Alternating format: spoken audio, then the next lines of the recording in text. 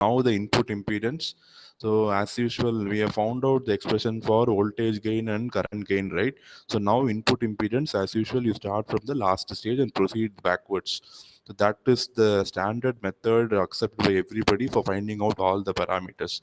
So first you find current gain for the nth stage. Assume you have n stage amplifier, find the current gain, then find the input impedance, find the load impedance.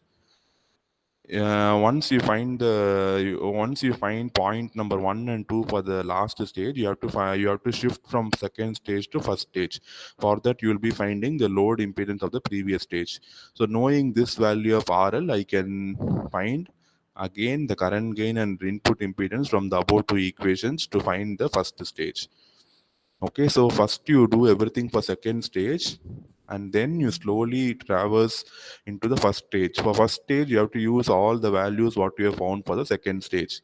For example, AIN, RIN, whatever you find for the first second stage, you have to use it for the first stage. If you put n is equal to 2, you can AI2 and RI2 you will get, and see the formula for RL1, it will have RI2. So RI2, whatever value you have found, you will use it here in the third point number 3.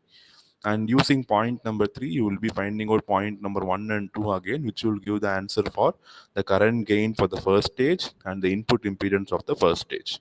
Okay, so the standard in cascaded amplifiers, we are not going to derive anything.